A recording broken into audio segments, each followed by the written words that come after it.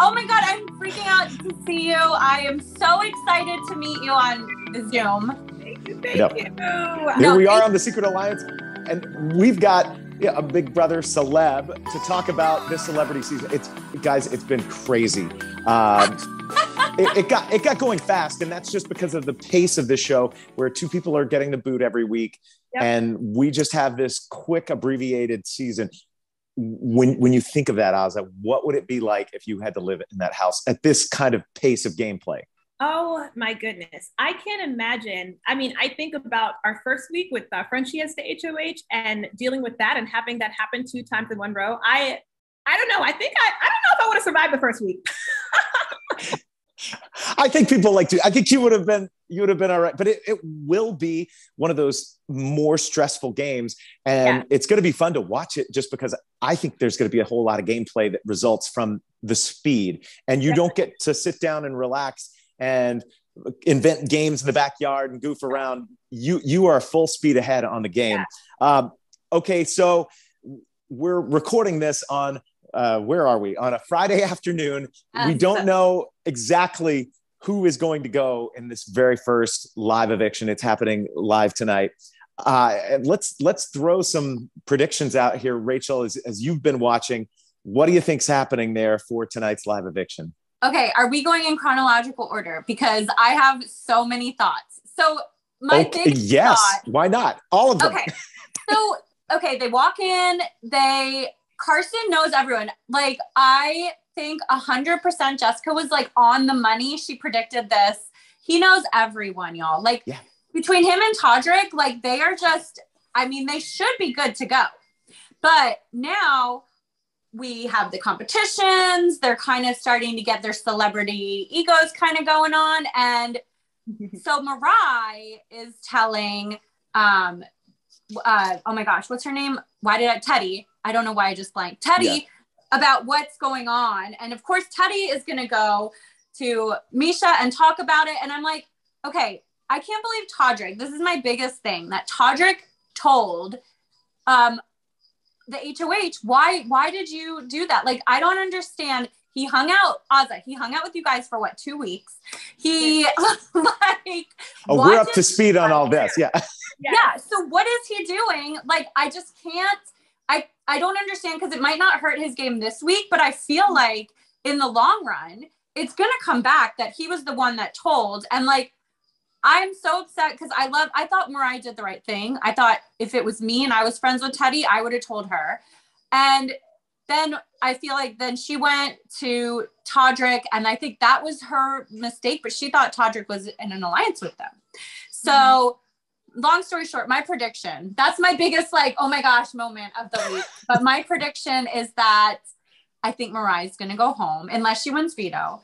And we don't know what this the Manwan hat.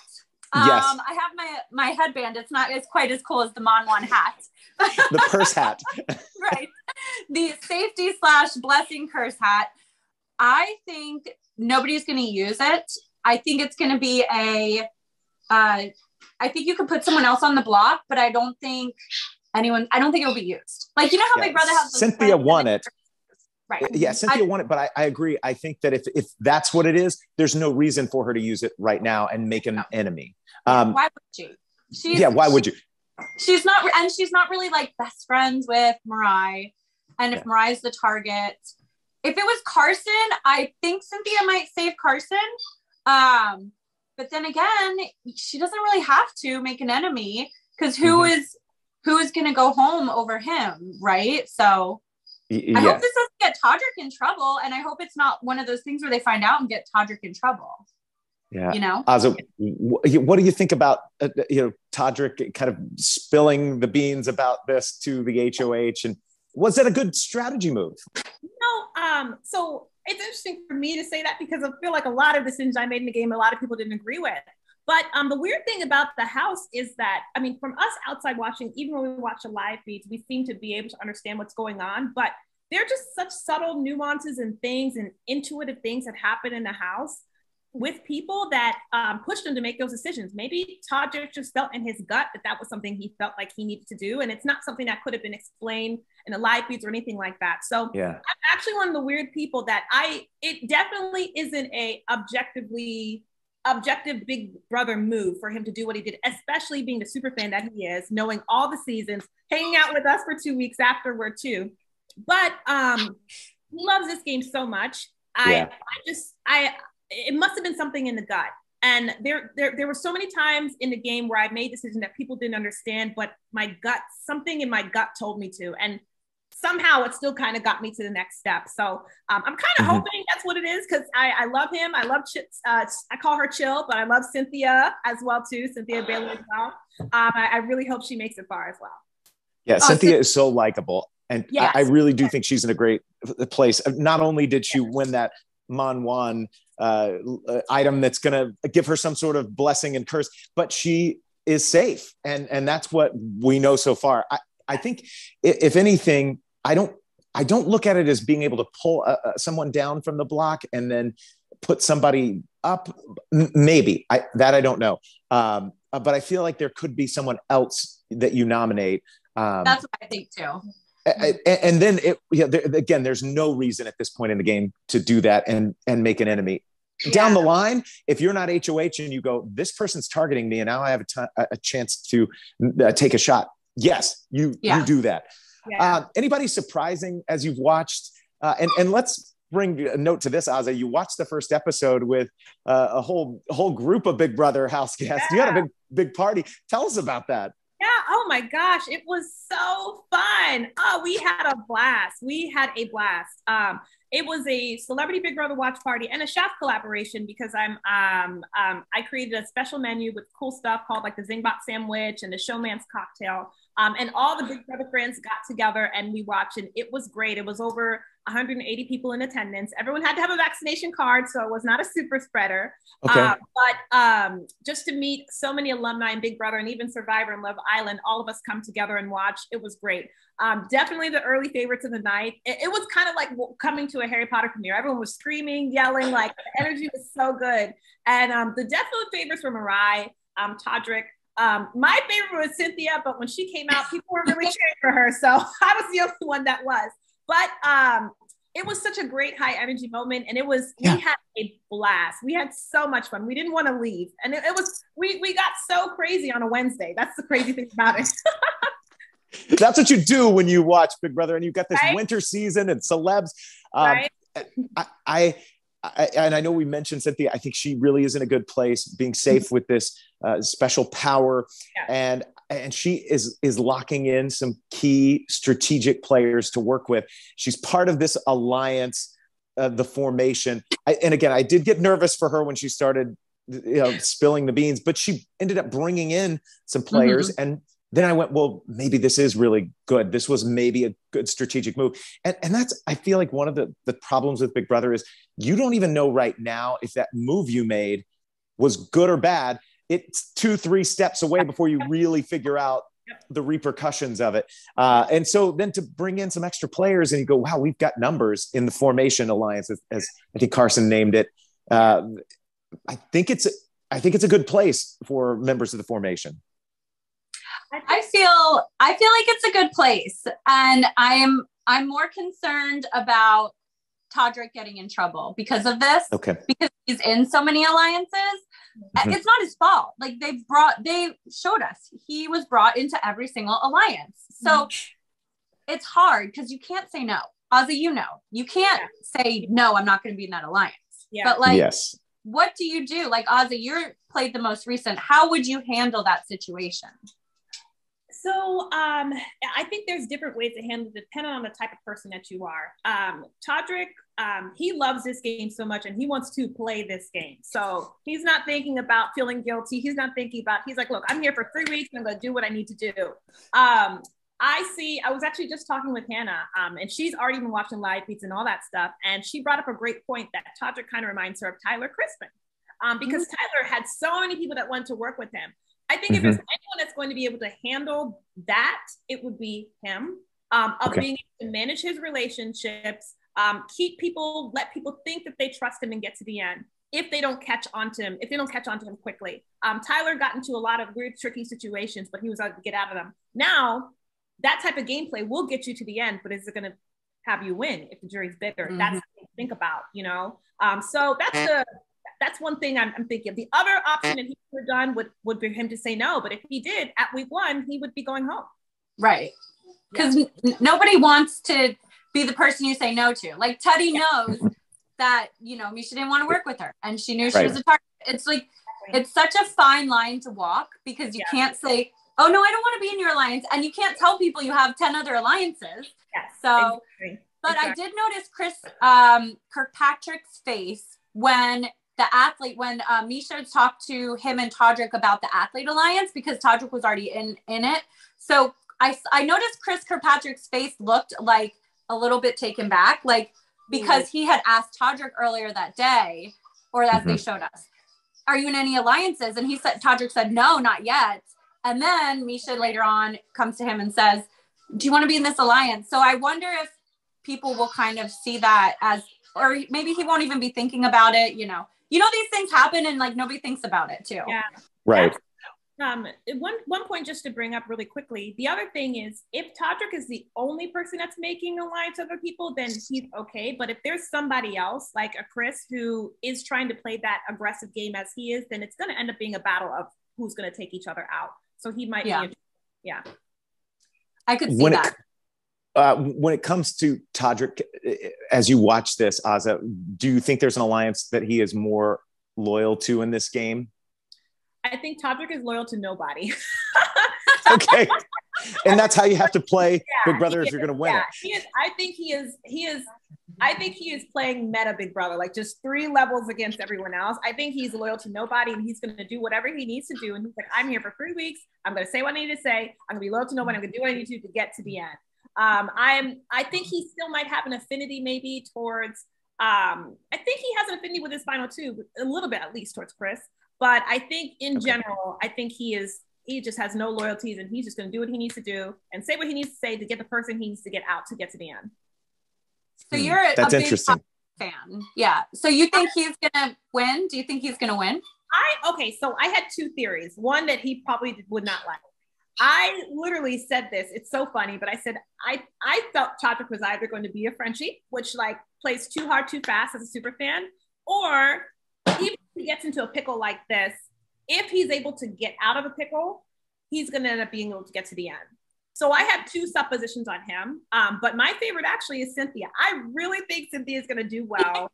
That's my girl. Like, I just love her. And I think she's going to do well because I feel like in recent past, the people from Real Housewives is a little bit like Big Brother, building alliances with people, trying to figure out who, you want to, you're going to bully for the season or things like that. And we've seen Candy, who's never heard of Big Brother. She did very well. She got final 5. We've seen all these housewives who come and they're able to play and they've never heard of the game before. And I think, honestly, being on that reality television show prepares them really well for Big Brother. That's why I really think Cynthia's going to do well. All right. Well, that's interesting that having that reality background may help you a little bit. Somebody who's around reality shows, Lamar, and being married to Khloe Kardashian, he was around all of that. Does it serve him on the Big Brother stage? Probably not yet. No. And I don't know if it's going to serve him to get back with Khloe either. Like he's hoping. Although I was like, this is reality TV juicy gossip right now when Lamar's in the tea. Yes. I feel like the tabloids are going to splash headline news that Lamar Odom spills the tea about missing Khloe on, it will be on Us Weekly or something. But he did. Yeah, I know. He totally in the bed talking to Todrick. And so I'm wondering if that was strategic on his part, did he come on the show to try just to get his ex-wife back? Yeah. Right? Quite an action. Wow. Yeah. But I will say, hearing in the first episode, his story, and I sort of forgot all that he went through and his recovery and the health problems that he had, after an overdose and all of those things. And then to see where he is now and to see him walk in and look healthy and whole. I mean, it's remarkable because I remember there was a point where, it wasn't sure it wasn't confirmed that he might survive, and so for him to be in this house, it's such an example. And he's very likable. I gotta say, when I watch him and I hear him talk, he's compelling, and I am rooting for him. I want him to get in the game in the house, not the game for getting back your ex-wife. That's I need him to focus. I need his focus. He's so likable. I agree 100%, Jason. And he seems like he is such a person that you can like listen to. Like he's so wise. Like he feels very like he can sprout words of wisdom and like things that he's been through. And I feel like it's very authentic and genuine. And like, he just seems like such a great, I love watching him. I love his like little quirks and that he says, his little things. And I think everything about him has been fun. I know. And I remember, that day on TMZ and when we were following it, when he was in Vegas in the hospital, and that was so hard to hear. Yes. Yeah, he's had a lot. So he's somebody I'm rooting for. I mentioned him on the other episode where we talked about people out of the gate. And just because I thought he would be likable, and he's in this athletes alliance with, we had Chris Kirkpatrick, which cracked me up. Some of the diary room comments on the second episode, they're like, oh, really? In the athletes? And I don't know how this alliance is going to help or hinder Mariah in the way that voting could go out. But what we do know is that, Carson is in a really good power position because he knows everybody.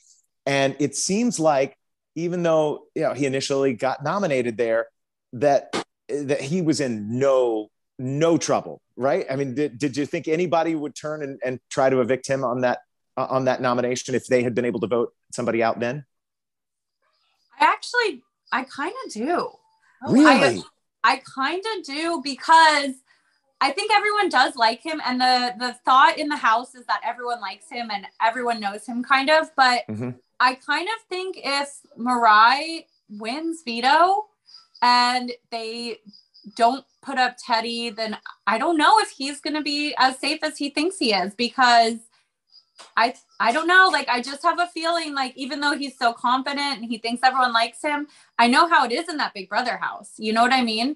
And if they put up like, I mean, I don't know who, like, are they going to vote out, Chris Kattan? Are they going to vote out Todd Bridges? Like, I don't know if they would over voting out Carson. It just kind of depends, like, what's going to happen the rest of today, right? Tonight. Yeah. It's where we're recording here on a Friday afternoon. We don't know, but let me just give you some spoilers here and see if this changes some of your thought.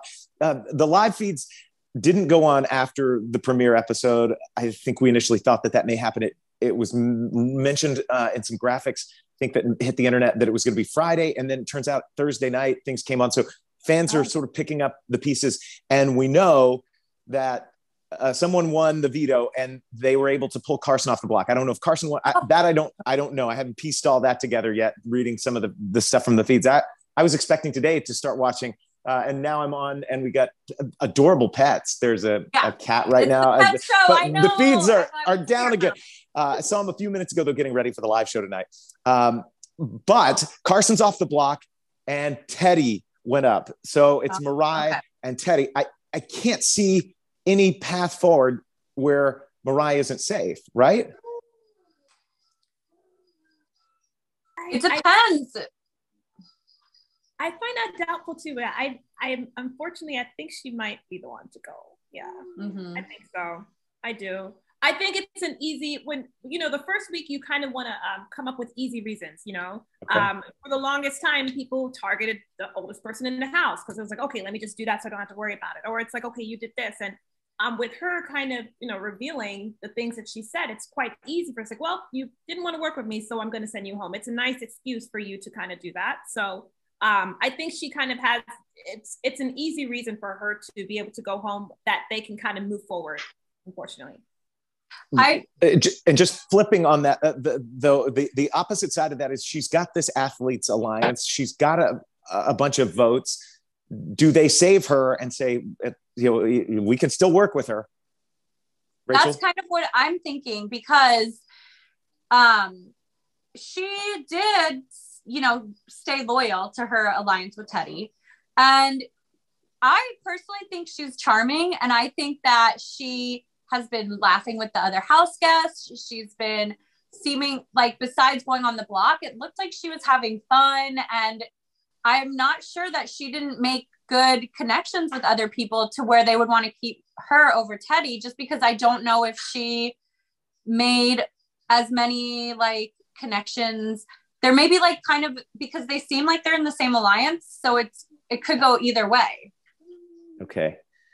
I mean, obviously, until Friday night's 2-hour live show, we got no idea what's going to go down. Yeah. My prediction here is still on that Teddy goes. I really think that. I also want to talk about these super fans in here. Todrick, Azah, you've met him personally, rooting for him. Still Cynthia's number one. Sorry, Todrick, but I think he's number two for Azah. I'm not putting words in your mouth. Is that the order? Yeah, no, okay. You're not. Yes. It reminds me of me. That's why I like her so much.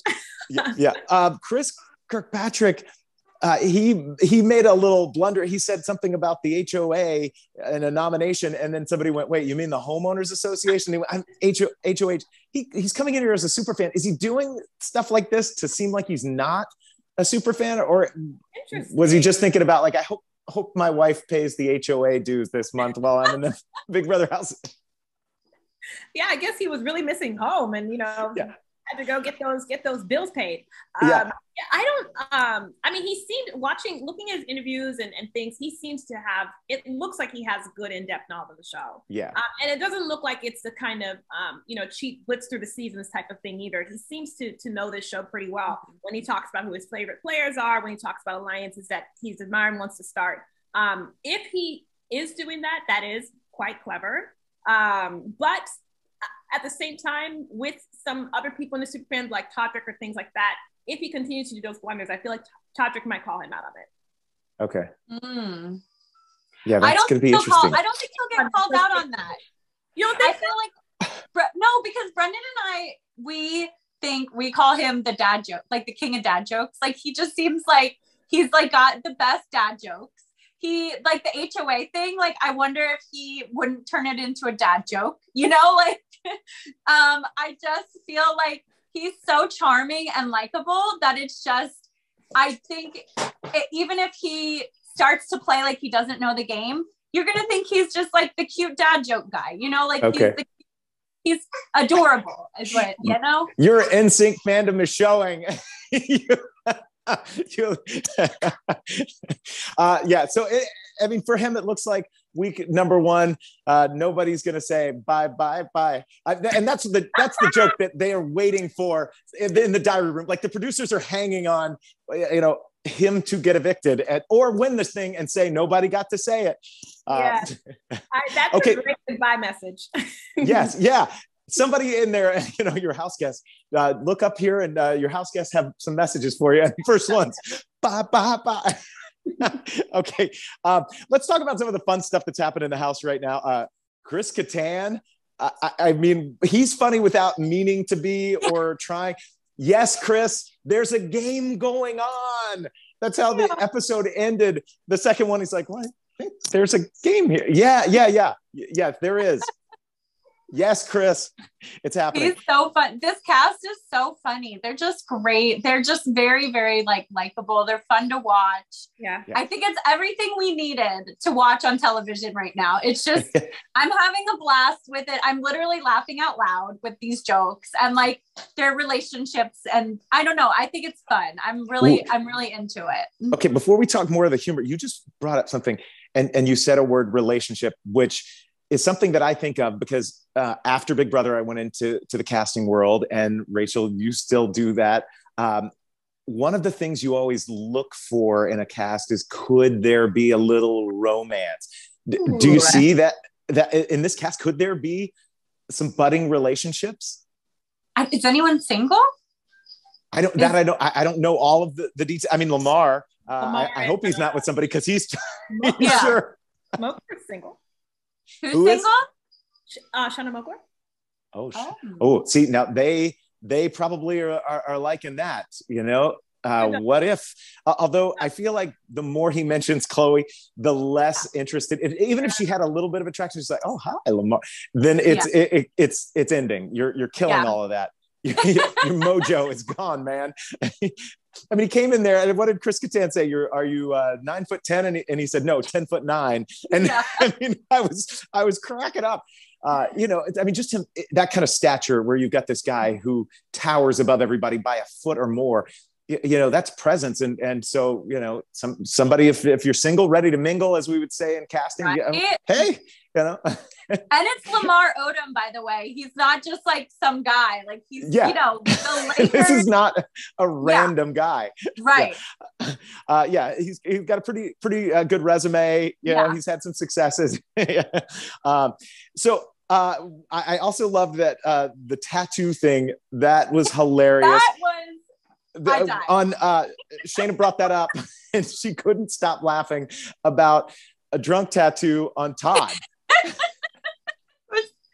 It was great. And her reaction was great. His reaction was great. I didn't think Todd had the personality, but he does, like we didn't see it as much in the first episode, and he really does have the personality, and I love it. He's so fun. That tattoo is amazing. I really hope it's a superhero, as they described it, with a tiny head. He says he doesn't really remember picking it out. That's a bad morning when you wake up after that. So Todd, I hope that was a good point to wake you up. So we've had some funny moments like that. Obviously, Chris Kattan and Mariah had some trouble sleeping in a room with Todd because he snores, and it sounds like I don't know, a dinosaur, a trash compactor going. It was something. So I know if they get a zing bot, that he's got to zing Todd on some of that, because these house guests, the poor house guests, are having trouble here. Oh, hey, Rachel, we saw the dog in the background, and now we got a little one getting up from nap. Hi. Dog and the baby. That's what we love. It's a full house over here. It's a family thing. And that's what Big Brother is. It's this family. And it really, what's wild, I think that'll happen even with these celebrities. You're bonded in a certain way because you've gone through this collective experience together. And Azah, you could probably talk about this, especially since it's so fresh for you. But you're bonded to these people, and it does become this family. Even though you had some trouble and you had some problems, you can still sort of love each other or be connected because of this shared experience. Yes, most definitely. I mean, we spent 85 days together in a completely other alternate reality. And yes, we started each other as strangers, but we had nothing else to do but talk to each other. So I think about my house guests. They know things about me that someone I might have been dating for 5 months wouldn't even know, just because we talk about everything. And you do have that lifelong bond. And it really is like a fraternity or sorority, or even just something closer than that, of just this shared experience that is so unique, that is really honestly indescribable. And the only other person that can really connect to you is somebody who's been through it. And I think that is why sometimes you see love bud from people who've been on the show. Yeah. Rachel, Brendan. Yeah, exactly. Me with, the 2 kids and 11 years later. So look at that smile. It's all worth it. I mentioned, I love this Alabama connection here. It's what draws us to Cynthia. She was born in that state. I spent 20 something years there. That's where I was living before going on Big Brother. And then that changed the trajectory of life. And Rachel's now in Alabama. Like this is amazing. Home Alabama. Yeah. I mean, if you root for that team in Tuscaloosa, I didn't have a great college championship, but there's always next year. Got to pass that around a little bit. That trophy has stayed there in Tuscaloosa a little too long. Roll Tide. Anything that you guys want to see happen as predictions for the next little stretch here? Who needs to win an HOH in order to keep themselves safe? I think Mariah should win. I want her to stay. I find her so charming, and she's been fun, and I just think she's so fascinating. She's an Olympian. Like, that's just the hours and the mental stamina that the Olympians have. It's just, it's crazy. The hours they put into their sport. I just think she's such a fascinating person, and I hope that she gets to stay and that we learn more about her. And I think she needs to win HOH if she stays. Period. She's not in good graces with anyone because the thing is like once it's out, like Misha's going to tell other people that she did that. So she's going to be in trouble. So she needs to win HOH. Okay. Yeah. If she does stay in, if she does win HOH, I think that it's going to set her up really well towards the end, because so is the people who are on the block who end up winning and that set themselves up really well in the season. It happened with Kylan in my season. Yeah. She needs something to really pull some people in and get some loyalty going on her side. I want to tell you, I chatted with Chaddha yesterday, and it was so amazing. We're going to share some more of that here on the podcast, but you guys, I'm going to let you listen to a quick like minute and a half, 2 minutes of some predictions that she's making. And the reason I want to do this is because she's planned out the whole season and how the evictions are going to go and everything. And so you can be able to react to that. But let me play this for you, and then we'll kind of talk about it on the other side here. So get ready. I have a whole boot order. Okay, so Teddy's going to be the first boot, and I made this prior to the show even premiering. I have receipts. And you called it for her? Yeah, I called it for her. Yeah, because I did my research about all these celebrities, but also like I've been big fans of them for years and years and years, and I know how Teddy doesn't necessarily get along with the housewives. I've described her personality as that creates friction, because for some reason her personality is like sandpaper. People can't seem to get along with Teddy. So I had a feeling that would transfer into the Big Brother house, and that's why she would be gone first. Plus she's athletic. She grew up riding horses and all of that. So Teddy first boot. I'm thinking that Lamar goes next. I think Misha is going to be third, because the first HOH and Celeb BB always goes out third. I'm thinking that after is Chris Kattan. I think he's just going to be collateral. Like, he might not be the target, but he's just going to end up getting sent home. Then I think Chris Kirkpatrick is going to come in seventh. Then I think Todd Bridges is going to come in sixth. I think that Cynthia is going to come in fifth, because housewives always come in fifth on this show. I think that final four will be Todrick, Shayna, Carson, and Mariah. And what's interesting is Todrick, Carson, and Shayna formed an alliance on day one. And again, had no idea that was going to happen, but I also kind of did. I predicted it. And I think that if Mariah wins that final HOH comp, she's going to bring Shayna to the end and she's going to win.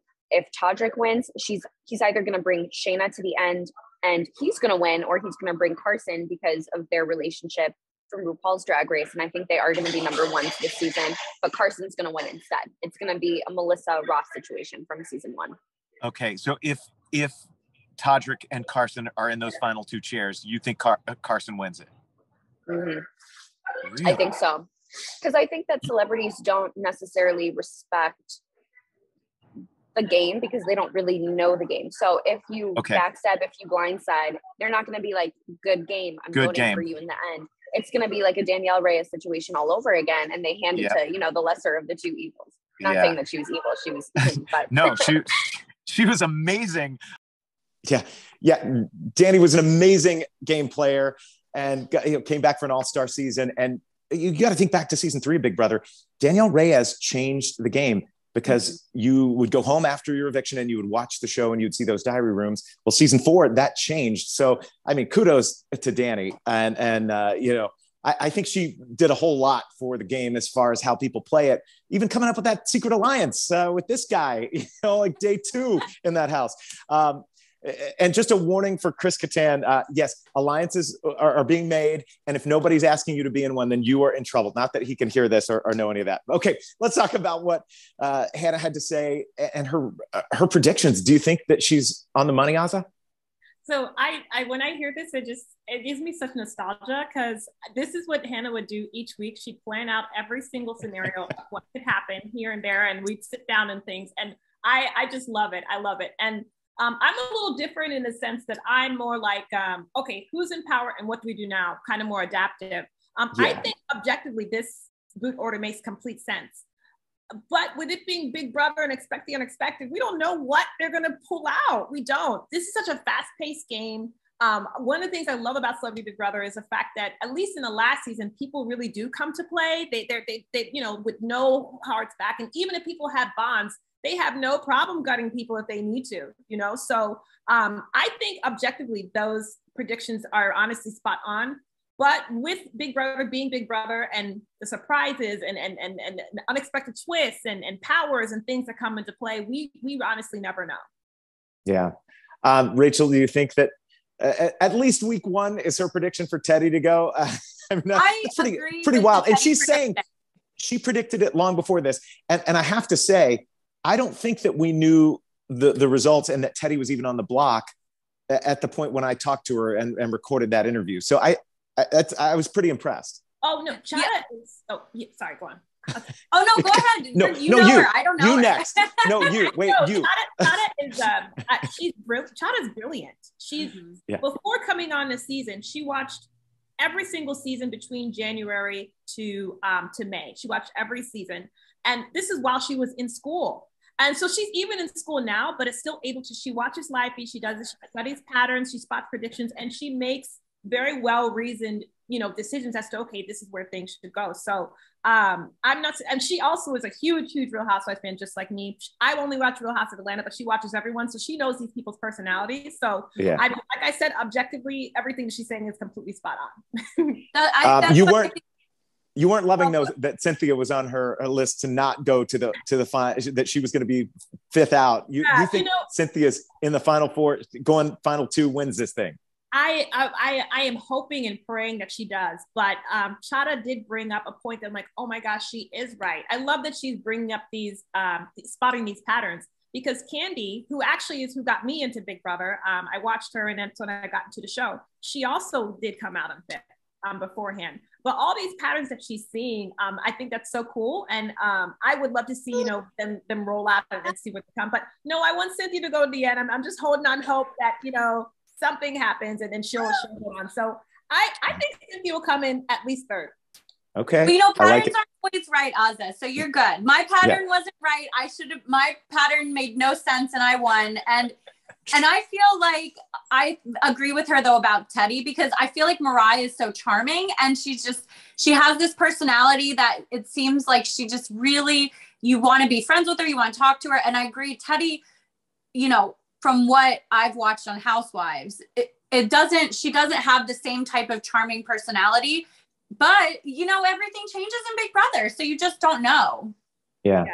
I think that one of the things that was interesting is how she predicted Lamar next. And it'll be interesting. Whoever gets HOH is going to, Azah, to your point, really steer the ship. And that's how things are going to go. Because as we said, if Mariah is now hungry and says, I am in trouble in this house if I don't win power, and she goes after HOH, she gets that.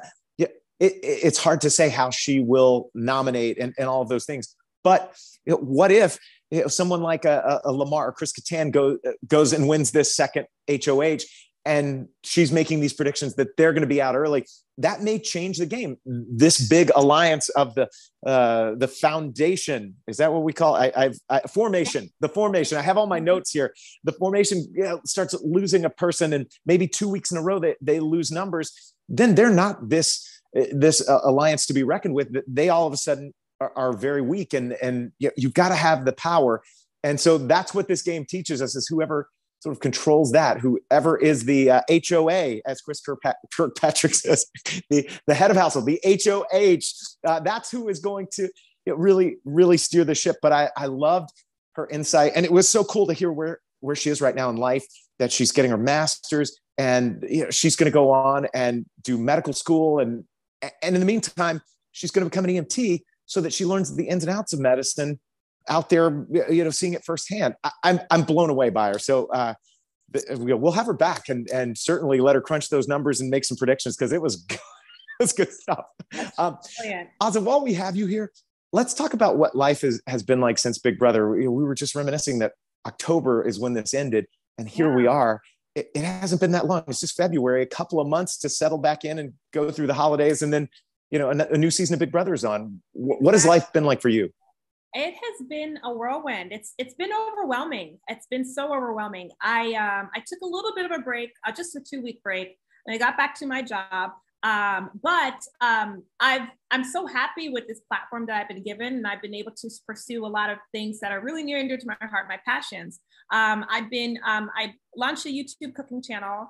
I also have a cookbook that actually just got released today. That just came out. And I just did a yes. That's huge. Congratulations on the cookbook. Thank you. So how do we find it, Azah? How do we find your cookbook? Yes. If you go to my Instagram and you click on the link, then you'll.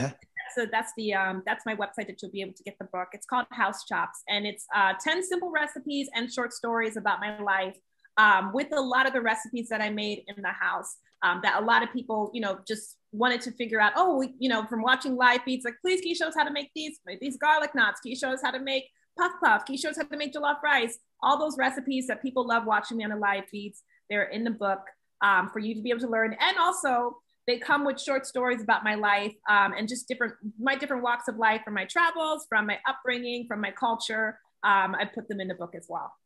Did you name them your original names, or did you put a house guest or like a house kind of spin on it? So we have. So one of the meals is called Kai's mashed potatoes. So there's a specific time in the season where for the longest time, me and Kai did not see eye to eye.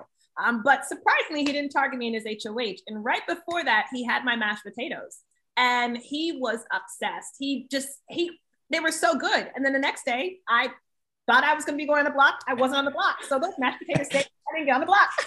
Yeah. Those are life-saving mashed potatoes. Yeah. Okay. I gotta try them now. Yes, and we have another one called. So I made this meal. It's an African treat that we make. It's kind of like donut balls. It's called puff puff, and the entire house was obsessed with them. And I really wasn't able to win competitions. I wasn't. I had a great social game, but I wasn't the social person making the moves in the house. It was really my cooking and my personal interaction with people that got me through. But puff puff, everyone was so in love with it that it really is the dessert that kept me off the block. I was the last person house nominated. Azah, yeah, you're proving my point. My point right here that I made on the last episode. I say I got to figure out who cooks in this house, because if you can feed the contestants, if the house guests' bellies are full, they keep you longer. They keep you longer. I mean, look, you're proving my point. Yes, the cooking kept me in that house for the entire time. I didn't get nominated till Final Four, and Big D also helped with cookie too. If you cook, people don't want to get rid of you. The food is too good. So that one is called Puff, because they passed me up on being on the block. So there are a lot of cute little names, knickknacks, and stories about the foods that a lot of people were interested in when watching the show. But I'm very happy that, one, I was able to show my culture on the show and show my passion of cooking. And now I'm it to launch into this next part of my life. And I'm really excited about it. Oh, I mean, it's the onward and upward trajectory for you, Azah, for sure. Thank you. Is there anything that's sort of surprising now after rejoining the real world, after being on a reality show? Did you have any? I mean, just readjusting, I felt like for me was a months-long process. Yep. Yeah, it was, I won't lie, it was quite difficult. I had a lot of difficulty adjusting. When I left the house, I know you also, like me, didn't really kind of have jury. But being in third place, I didn't go to a jury house to kind of recuperate and things. I kind of just got thrust out into the world. And it was kind of hard for me to kind of get used to.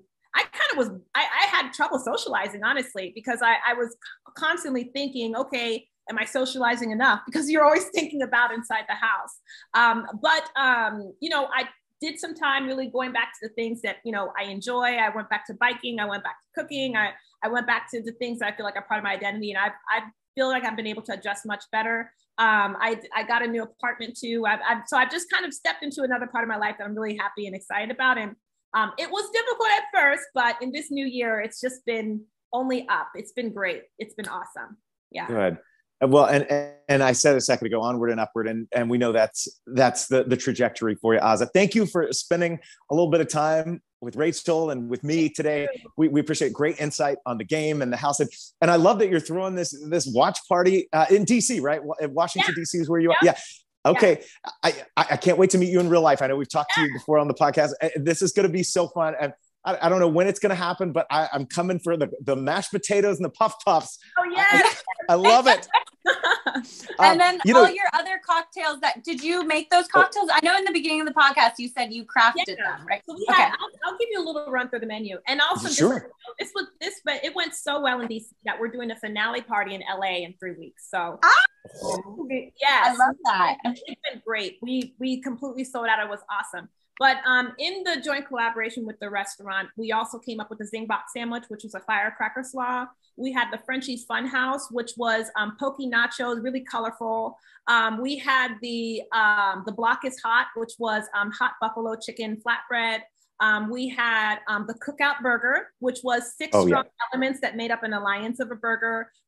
We had so much fun. So perfect. The fans loved it. Yeah. And Proper 21, I have to give them a shout out. They were to work with an untrained chef like me and let them being so open and taking my recipes and changing things and being able to feed 180 people. It's awesome. So I'm just so happy at just the opportunities I've been able to get from this, because I would never have been able to do that, if had my life not changed, just a few months ago. Yeah. Oh, I also want to make note of one of the things that I think is helping you readjust and to be so successful is your gratitude, because it's just something that I'm trying to teach my kids. Just to be grateful for all of these things that happen in your life, and you are, and it's so contagious as we watch you. You're just grateful for the things that have happened, and more good stuff is coming to you, and then more people want to help you and be part of it because of that. Thank you. Yeah, and you have such a fun, positive personality. It's so nice to meet you. And every time we've got to talk to you, it's just like you light up the whole room. If that makes sense.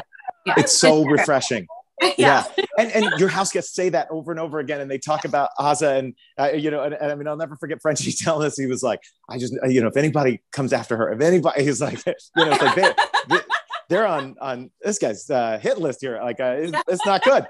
And you hear that, and I think there's so much just great stuff that you bring into this world, and we thank you for joining us and for your time. And I thought of this just a minute ago. It's a joke we said at the dinner table here with the kids. I read it online, and I got to share it with you guys, since there's so many Todd and Chris Kirkpatrick dad jokes going on in the Big Brother house. And my kids tell me these jokes, and then I upgrade them into my life, and they become these dad jokes. So the joke here is, how does a kid joke become a dad joke?